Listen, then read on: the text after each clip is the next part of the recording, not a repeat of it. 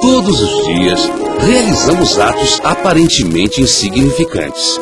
Acordamos, escovamos os dentes, tomamos café da manhã, saímos para as compras. Mas por trás de cada ato cotidiano, há muito mais do que imaginamos. Uma ação simples, como comprar 1 quilo de carne, envolve uma série de atividades econômicas. É a cadeia produtiva. A cadeia produtiva da carne termina na panela. Para Maria, a carne pode se transformar em um assado, um ensopado ou em um bife. Mas onde começa a cadeia produtiva? E o que é a cadeia produtiva? A cadeia produtiva é o conjunto de todas as ações ligadas a uma determinada atividade. A cadeia produtiva da carne tem muitas etapas. Tudo começou com um fazendeiro que decidiu plantar capim e comprar umas cabeças de gado. Ele também construiu um curral e contratou alguns empregados. O gado cresceu e engordou. Aí o fazendeiro negociou o gado com um frigorífico que providenciou o corte e a distribuição para açougues e supermercados. E assim, a cadeia produtiva da carne gera milhões de empregos no Brasil, arrecada bilhões de reais em tributos e movimenta a nossa economia. Hoje em dia, a evolução da sociedade tornou muito simples comprar carne. Em um açougue, basta escolher o tipo: filé mignon, lombo, costelinha, carne moída, já está pronta para o consumo. Mas antigamente era uma outra história. Para conseguir carne, o homem primitivo tinha que caçar o próprio alimento. Ou, se desse muita sorte, encontrar um animal já morto. Também era muito comum que outros animais caçassem o homem. Aí era o homem primitivo que virava o alimento de outras espécies. Naquele tempo, o homem vivia em pequenos grupos que habitavam cavernas. Por isso, são conhecidos como homens das cavernas. Com o passar do tempo, o homem primitivo percebeu que esse não era o melhor modo de vida. E que se ele juntasse forças com um número maior de homens primitivos, a vida se tornaria mais fácil. Assim, surgiram os primeiros agrupamentos humanos. Milhares de anos se passaram. Até que o homem primitivo descobriu que era muito mais fácil criar animais do que caçar. Grandes grupos de homens e de animais domesticados deslocavam-se em busca de melhores pastagens. Eram os nômades, que existem até hoje nos desertos da África e da Ásia. Nessa época, a forma de troca comercial mais comum era o escambo. As pessoas trocavam mercadorias entre si. Um homem tinha um boi, o outro 10 sacas de trigo. Eles trocavam as mercadorias. Mas nem sempre era fácil determinar o valor de cada produto. Para facilitar as trocas comerciais, o homem inventou o dinheiro. Hoje, para conseguir um pedaço de carne, o homem não precisa caçar, muito menos produzir algo para trocar com o fazendeiro. Basta usar o dinheiro. Uma das funções do dinheiro é facilitar a cotação das mercadorias, ou seja, determinar o valor de cada coisa. Mas o dinheiro não resolveu todos os problemas da vida em sociedade. O homem também precisava de regras para que esta nova vida fosse mais harmônica. Para isso, o homem criou o Estado. No princípio, o Estado era comandado por um governante com muito poder. Logo, apareceram os líderes de clãs, os faraós do Egito, os imperadores romanos. A democracia não era muito popular nessa época. Quem tinha poder mandava e desmandava. Quem não tinha, que se calasse. Mandava quem podia e obedecia quem tinha juízo. Quando parecia que a coisa ia melhorar, ela piorou de vez. Roma dominara grande parte do mundo conhecido. Naquela época, todo mundo que não vivia no Império Romano era considerado bárbaro. Pois esses bárbaros resolveram invadir Roma e destruíram o grande império. Com o fim do domínio romano, novamente o poder político se dividiu entre pequenos agrupamentos humanos. Foi assim que surgiram os feudos. Os senhores feudais eram donos de grandes propriedades de terra. Eles permitiam que algumas pessoas trabalhassem no seu terreno. Essas pessoas eram chamadas de servos. Os servos eram obrigados a dar ao senhor boa parte da colheita. Cada feudo tinha sua própria lei, e o senhor mandava e desmandava. Insatisfeitos, os habitantes de uma pequena parte da Europa resolveram se unir em torno de um governo centralizado novamente. Eles batizaram o lugar de Portugal. E foi assim que surgiu o primeiro Estado Nacional moderno. O papel do Estado é organizar a vida em sociedade. Isso significa administrar tudo que é público, criar as leis e fazer com que elas sejam cumpridas, construir a infraestrutura necessária, garantir a coleta de lixo, criar hospitais e manter escolas. Tudo isso custa dinheiro. Dinheiro que o Estado consegue através dos tributos cobrados dos cidadãos.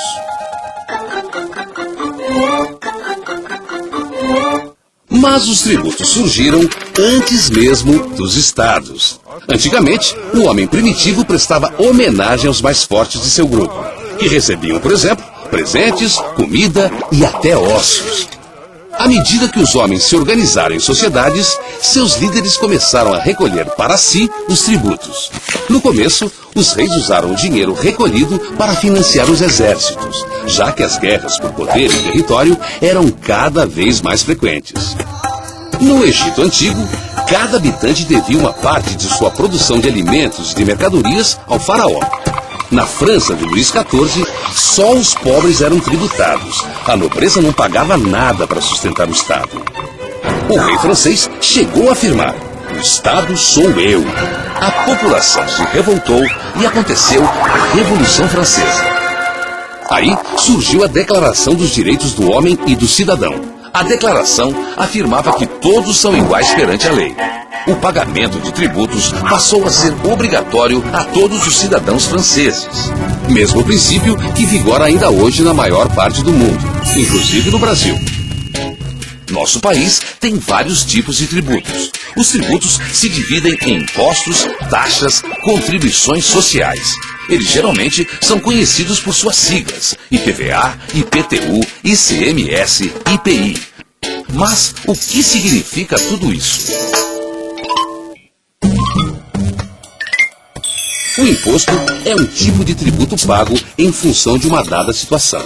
O João, por exemplo, ele é policial militar e paga o imposto de renda, um imposto cobrado pelo governo federal sobre a renda de uma pessoa. A maior parte dos brasileiros não paga esse imposto, pois recebe menos do que o mínimo estabelecido pela lei. E como o João também tem uma casa, ele paga para a prefeitura o IPTU, Imposto Predial e Territorial Urbano. O João também tem imposto sobre o carro dele, é o IPVA, que é cobrado pelo governo estadual. IPVA é a sigla para Imposto sobre a Propriedade de Veículos Automotores. Outro tipo de tributo é a taxa, que a gente paga por um determinado serviço público. Assim, a Maria paga uma taxa quando pede uma segunda via de um documento na prefeitura. O João paga uma taxa para pedir uma certidão negativa. E os dois pagam uma taxa pela iluminação pública.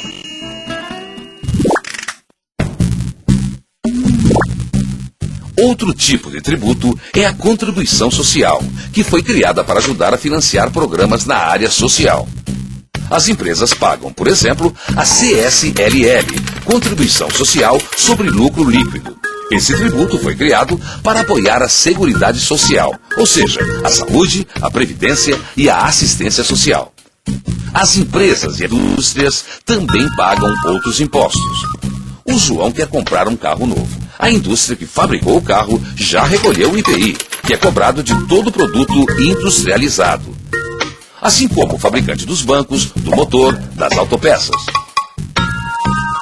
Nas compras que a Maria vai fazer no mercado, também incidem tributos. Sobre a carne que compramos, incide um imposto estadual muito importante, o ICMS.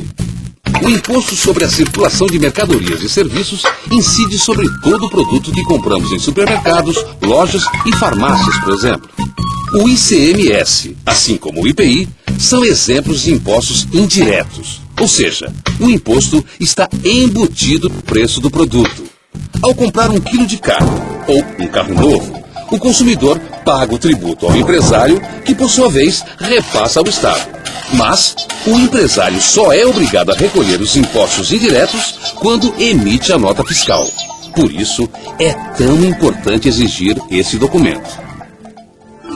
Mas por que esse pequeno pedaço de papel é tão necessário? A nota fiscal parece realmente só um insignificante pequeno pedaço de papel, mas ela é muito mais do que isso. A nota fiscal significa mais dinheiro para o governo investir em benefício da sociedade. Sem a nota fiscal, o empresário paga menos imposto, o governo arrecada menos e tem menos dinheiro para investir em educação, cultura, saúde ou saneamento básico. Afinal, os tributos foram criados para financiar as facilidades e os serviços da vida em sociedade. O IPTU, aquele imposto que o João pagou para a prefeitura sobre o valor da casa dele, financia a coleta de lixo, postos de saúde e asfaltamento de ruas. O IPVA, que o João pagou para o governo estadual sobre o valor do carro dele, financia a segurança pública, as escolas e a manutenção de estradas.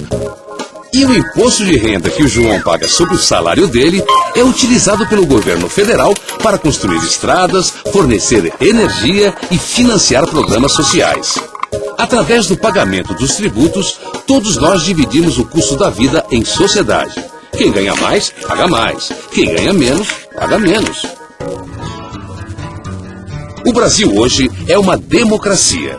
Significa que temos eleições livres e diretas. Escolhemos os nossos dirigentes.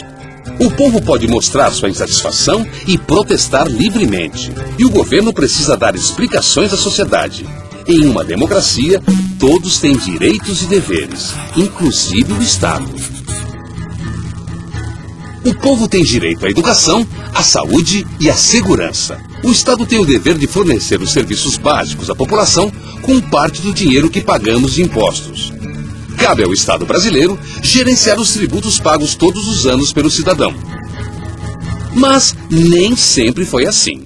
Antigamente, os governantes faziam com o dinheiro público o que bem entendiam.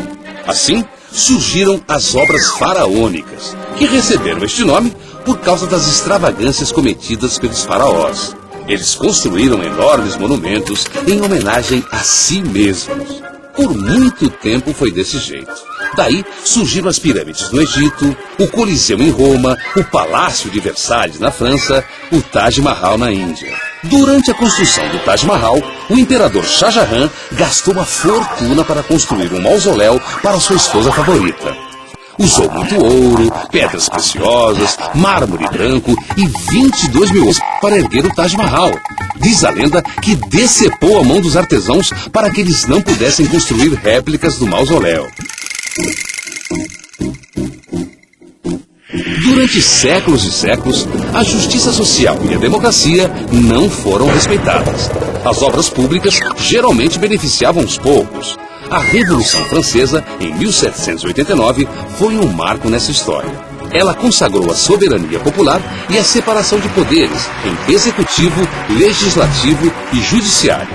A partir daí, coube ao legislativo, ou seja, aos representantes eleitos pelo povo, definir quanto e onde gastar e de quem e quanto cobrar de impostos, dando origem ao orçamento público. A divisão do Estado em 3 poderes é um modelo adotado pela maior parte dos países do mundo, inclusive o Brasil.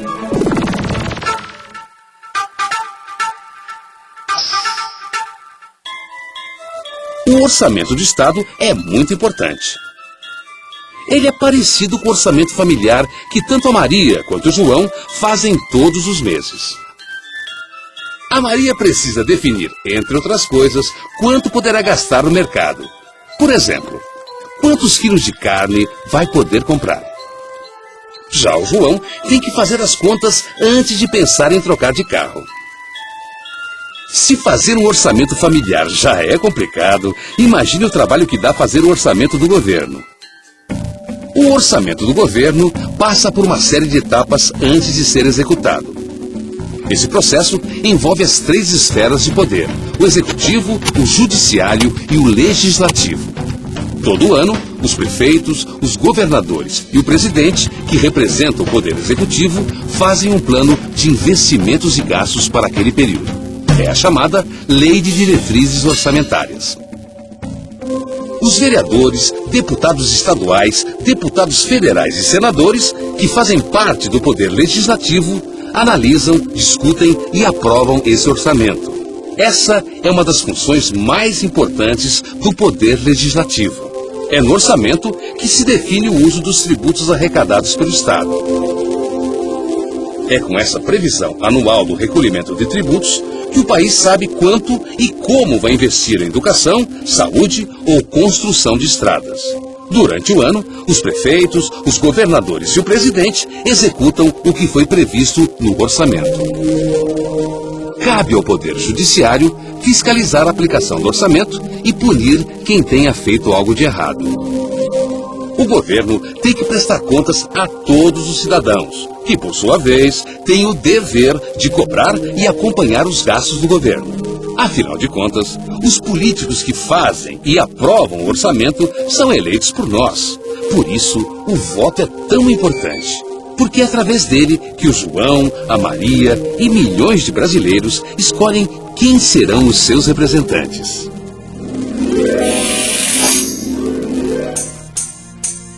Mas nem sempre foi assim. Há muito tempo, os governantes não eram escolhidos pelo povo. Eles já nasciam governantes. Governavam os filhos dos faraós, os filhos dos imperadores e dos reis. Às vezes, alguns eram assassinados e o poder passava para outras mãos, mas sem a escolha popular. Com o passar do tempo, as sociedades evoluíram e surgiram as eleições. A história das eleições no Brasil começou há muito tempo, durante a nossa colonização. Era uma tradição portuguesa. Sempre que se fundava uma vila, a primeira coisa a se fazer era votar nos governantes locais. Mas nessa época, os mandatários do rei não eram escolhidos pelo voto direto. Ou seja, era o próprio rei quem indicava os governantes. Mas o povo brasileiro não se acomodou, lutou por seus direitos. E as eleições passaram a ser diretas. Assim, todos nós alcançamos o pleno direito à cidadania. Ou seja, a possibilidade de influir nas decisões políticas do país. Mas, junto com os direitos, vieram os deveres. Porque cidadania não é só fiscalizar e cobrar do governo. Significa também cumprir deveres básicos para uma vida em sociedade. Separar o lixo para a coleta seletiva, não desperdiçar água nem luz, exigir a nota fiscal, não estacionar em local proibido, não comprar produtos pirateados. Atitudes como essa podem melhorar a oferta e a qualidade dos serviços públicos, além de garantir recursos para o orçamento. A corrupção, o desvio de dinheiro público, a sonegação fiscal estão presentes em nossa sociedade e precisam ter fim. Mas é importante que todos tenham uma conduta de cidadão. Todo mundo pode fazer sua parte, inclusive você, o João, a Maria. O João, por exemplo, não deve jogar lixo na rua. O lixo pode entupir bocas de lobo, causar inundações e prejuízos à sociedade. Há outras formas de ajudar. Economizar água é uma delas. A economia de energia também é importante. Todos nós podemos contribuir um pouco. Por isso, atrás de cada ato insignificante que realizamos, há muito mais do que imaginamos. Por exemplo, a carne que a Maria preparou fez a cadeia produtiva girar, criou empregos, gerou tributos. E os tributos que a Maria pagou ao comprar a carne financiam o Estado, que usa o dinheiro arrecadado para oferecer serviços públicos a Maria, ao João e a todos os brasileiros, que também compram carne, carros e outros produtos que movimentam a economia, que geram empregos e que financiam os serviços públicos, em um ciclo contínuo e sem fim. Educação fiscal, uma questão de cidadania.